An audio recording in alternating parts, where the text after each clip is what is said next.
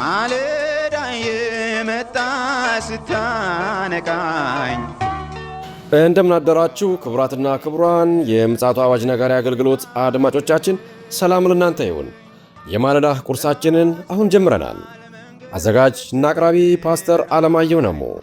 መልካም ጊዜ ሆነላችሁ። ከሕይወት ምንጭ ውሃ ስታረካኝ። ሰላም ጤና ይስጥልን፣ እንደምን አደራችሁ። ይህ በምፅዓቱ አዋጅ ነጋሪ አገልግሎት እየተዘጋጀ የሚቀርብላችሁ የማለዳ ቁርስ ፕሮግራማችን ነው። ወደ ዛሬው የማለዳ ቁርስ ፕሮግራም ከማለፋችን በፊት ይህንን ማለዳ የሰጠንን አምላካችንና አባታችንን አብረን አመስግነን ወደ ዛሬው የማለዳ ቁርስ እናልፋለን። የዘላለም አምላክ እግዚአብሔር ሆይ ክብር ምስጋና ከዘላለም እስከ ዘላለም ለታላቁ ስም ይሁን።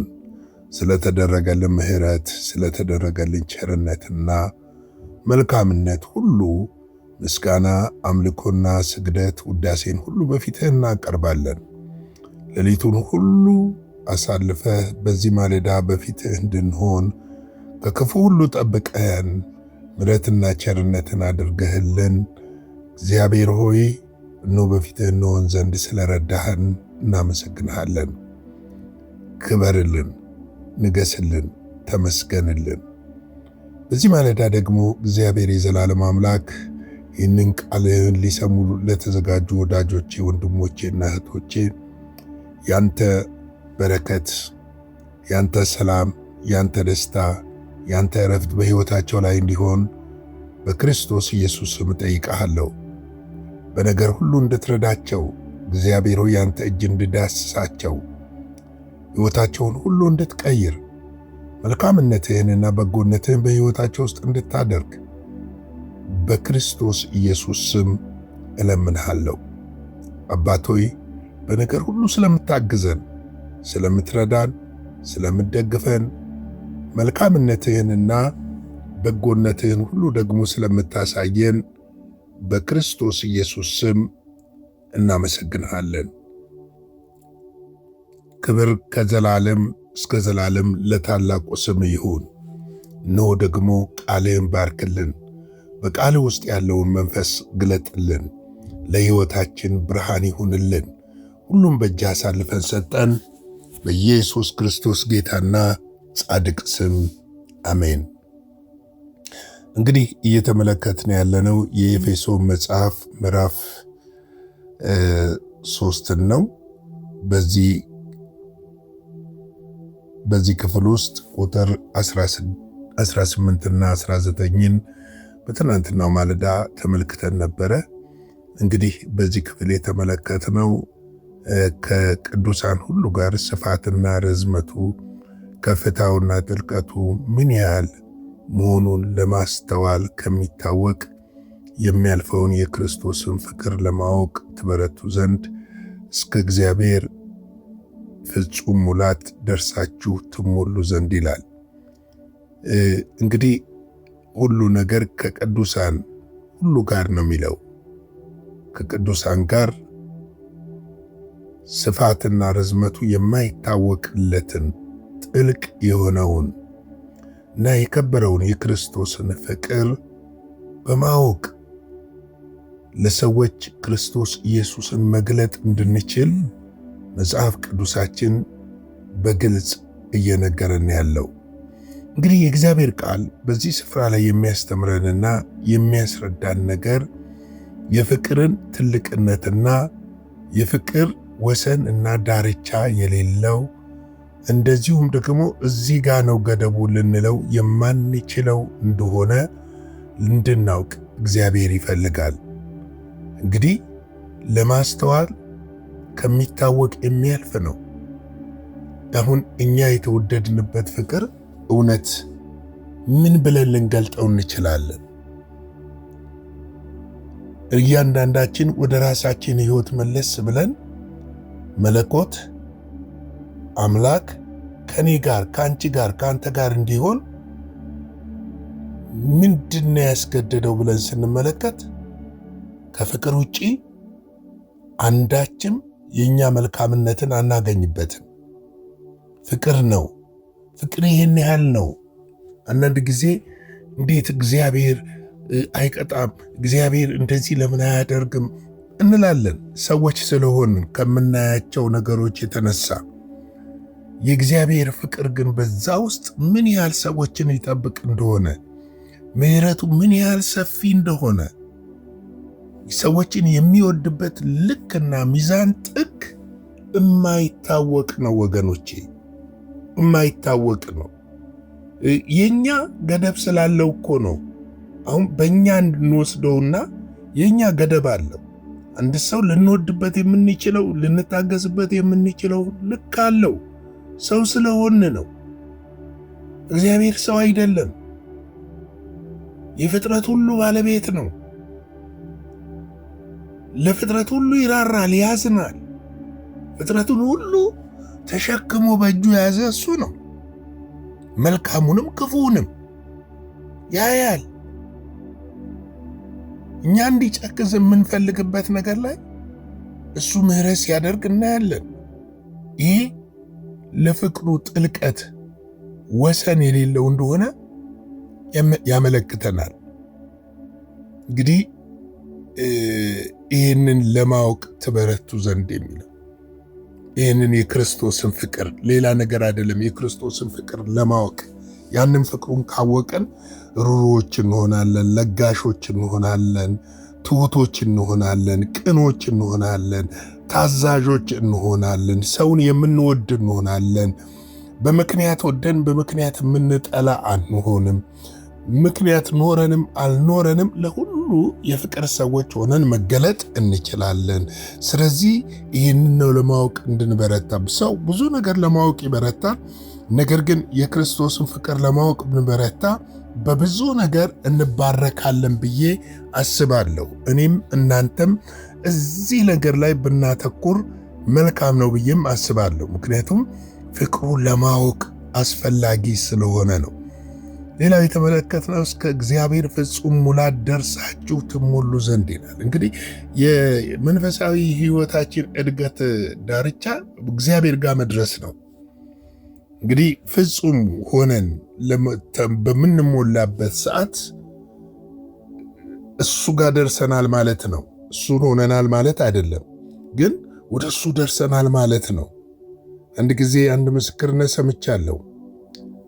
የሆነች እህት እኔን ደህንነት ያስተማረችኝ የዛሬ 34 ዓመት በፊት አንጀሊክ የምትባል እህት ነበረች እና አንድ ጊዜ በጣም ጌታን ትወዳለች። በጣም ጸለይኩ አለች። በቃ ውሰደኝ፣ ለምን አትወስደኝም እያልኩ መጸለይ ጀመርኩ አለች። በቃ አንተን ማየት ነው የምፈልገው፣ ከአንተ ጋር መሆን ነው የምፈልገው እያለች በጣም በጣም በጣም ትጸለያለች። በጣም እየጸለየች እያለች ጌታ ይገለጥላትና አልወስድሽም አላት። ለምን ስላት ሰርቼ አልጨረስኩሽም። የሚገርም ነው። ያ ምስክርነት በዛን ዘመን በወጣትነት ዕድሜ የሰማኋት ምስክርነት ውስጥ ያለች። እግዚአብሔር ሁልጊዜ እኛን እየሰራን እንደሆነ ልናውቅ ያስፈልጋል። የት እስክንደርስ የሙላቱ ጥግ እስክንደርስ ድረስ እየተሰራ ተሰርቶ ያለቀ ሰው እንደሌለም ማሰብ አለብን። አንዳንድ ጊዜ ሁላችንም ከመሪዎች ከተለያዩ አገልጋዮች የሆነ ነገር እንጠብቅና የጠበቅነው ነገር ሳይሆን ሲቀር ምን እንላለን? ለካ እነሱም እንዲህ ናቸው እንላለን። ኖ ሰው ነው፣ እንደኛ ሰዎች ናቸው። አገልጋዮች የተለዩ ሰዎች አይደሉም። እንደኔና እንደናንተው እንደ ሁላችንም ሰዎች ናቸው። ይደክማሉ፣ ይበረታሉ፣ ያዝናሉ፣ ይደሰታሉ፣ ይጸጸታሉ። በብዙ ነገር ውስጥ ነው የሚያልፉት እና ስለዚህ ይህንን በደንብ ልታውቁት ያስፈልጋል ብዬ ስለማስብም ጭምር ነው እና እዛም ድረስ ጥግ ድረስ ተሰርተን እንድናልቅ እግዚአብሔር ይፈልጋል። ቁጥር 20 እና 21 ዛሬ ምዕራፍ 3 እናጠናቅቃለን።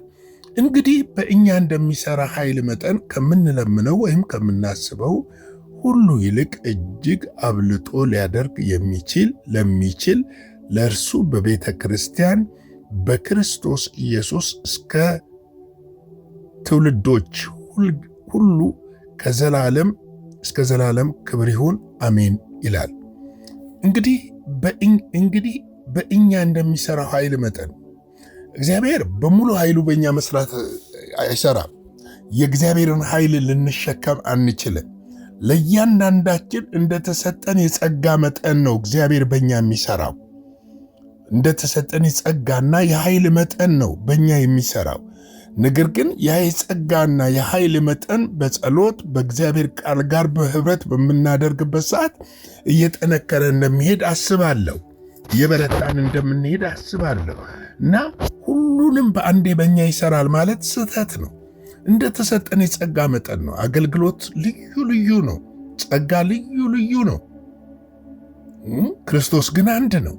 ያንን አንድ ጌታ በልዩ ልዩ ስጦታዎች እናገለግለዋለን። የምናገለግለው ደግሞ በእኛ እንደሚሰራው ኃይል መጠን እንጂ ከኛ በላይ በሆነ አይደለም። አንዳንድ ጊዜ ለምን እንዲህ አይሆንም ስንል ልንሸከም የምንችለው ልክ ከኛ በላይ እሱ ስለሚያውቅ ነው። ከኛ በላይ እኛን ያውቀናል። ከራሳችን በላይ ማንነታችንን ያውቃል። እኛ ዛሬያችንን እናውቃለን፣ እግዚአብሔር ነጋችንን ያውቃል። ስለዚህ ከምንለምነው ወይም ከምናስበው ሁሉ ይልቅ እጅግ ግን ምን አድርገው አብልጦ ሊያደርግ የሚችል ነው። እግዚአብሔር በምንለምነው በምንጠይቀው ነገር አብልጦ ሊያደርግ የሚችል ነው። አብልጦ ሊያደርግ የሚችል ነው ማለት ከኛ አቅም በላይ አብልጦ ያደርግልናል ማለት አይደለም። የኛን አቅም ካፓሲቲ ይጠብቃል እግዚአብሔር። ይህንን ማወቅ አለባችሁ። ለምሳሌ ያ አቅማችንን የሚወስነው መንፈሳዊ እድገታችን፣ መንፈሳዊ ብስለታችንና መንፈሳዊ ከእግዚአብሔር ጋር ያለን ፌሎሺፕ ጥንካሬ ይወስነዋል።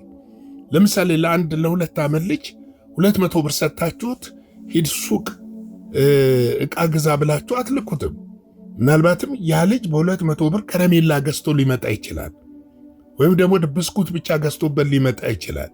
ወይም ደግሞ ያንን 200 ብር ይዞ በሚሄድበት ሰዓት መጥፎ ሰው ገጥሞት ልጃችሁን መጥቶት ያንን ብር ሊቀበለው ይችላል። እግዚአብሔር በልክ መጠን ነው የሚሰጠን። ይህን ምሳሌ የሰጣችሁ ባደግነው መጠን ጸጋ በሕይወታችን እያደገና እየጨመረ ይመጣል። እግዚአብሔር ግን ከምንለምነው በላይ ማድረግ የሚችል አምላክ ነው። ከምንጠይቀው በላይ ማድረግ የሚችል አምላክ ነው። ምድርና ሞላው እኮ የሱ ነው። እግዚአብሔር ተበድሮ እኮ አይሰጥም ምንም ነገር። እግዚአብሔር ከሰው ተቸግሮ ወስዶ አይሰጥም። ነገሥታት ሁሉ በእግሩ ስር ናቸው። ሰማይ ምድር ሞላው የእርሱ ነው። ንፋሳት፣ ደመናትና ፀሐያት፣ ከዋክብትና ጨረቃዎች ሁሉ ይታሰሱለታል። ዩኒቨርስ የሱ ፍጥረት ነው። ስለዚህ እግዚአብሔርን ሊሚት ልናደርገው አንችልም። ግን በእኛ የሚሰራው የኃይል መጠን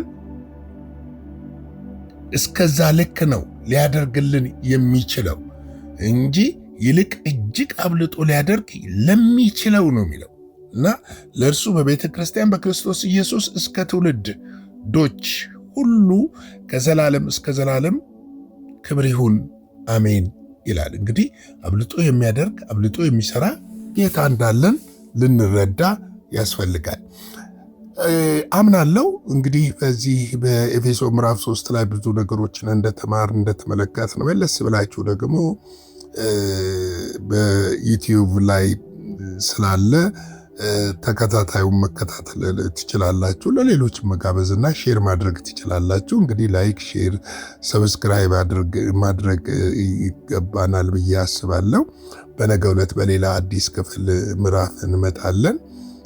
እንግዲህ አገልግሎታችንን በገንዘባችሁ እንድትደግፉን እንድታበረታቱን የበለጠ ደግሞ ከኛ ጋር እንድትሆኑ ደስ እንዳላችሁ በልግስና አድርጉት። ያቺ እናንተ የምትሰጡት ትንሽ የሚሆን ትልቅም ነገር በልግስና ስታደርጉ የእግዚአብሔርን በረከት ይዞላችሁ እንደሚመጣ አምናለሁ። ደግሞም እውነት ነው። በደስታ የሚሰጥ በደስታ በልግስና እንድንሰጥ መጽሐፍ ቅዱስ ስለሚነግረንና በደስታና በልግስና የሚዘራ ፍሬውም ያማረ ይሆናል ብዬ ስለማስብ ነው። እንግዲህ ለዛሬ ያለኝ ይህን ይመስላል። አጭር ጸሎትን ጸልይና የዛሬውን የማለዳ ቁርስ በዚሁ እንግታው። የዘላለም አምላክ እግዚአብሔር ሆይ ስለዚህ ማለዳ ስለ ምሕረትህ፣ ስለ ቸርነትህና ስለ በጎነትህ፣ ስለ መልካምነት ሁሉ ክብር ምስጋና ከዘላለም እስከ ዘላለም ለታላቁ ስም ይሁን። እግዚአብሔር ሆይ በዚህ ይህንን ቪዲዮ የሚያዳምጡ ወንድሞችን እህቶችን እንድትባረካቸው ያንተ እጅ እንዲዳስሳቸው በኢየሱስ ስም ጸልያለሁ። እግዚአብሔር ሆይ በገንዘባቸው የሚያገለግሉንን ላይክ ሼር በማድረግ ይህንን አገልግሎት ከኛ ጋር እያገለገሉ ያሉትን ቅዱሳን ወገኖችን ሁሉ በምሕረትና በቸርነት በበጎነትህና መልካምነትህ እንድትባርካቸው ያንተ እጅ እንዲዳስሳቸው እጠይቅሃለሁ። ይህንን ማለዳ ባርክልን፣ ከክፉ ሁሉ ጠብቀን፣ በደም ሸፍነን። ሁሉ ለስምህ ክብር ይሁን፣ በኢየሱስ ጌታ ድንቅ ስም አሜን።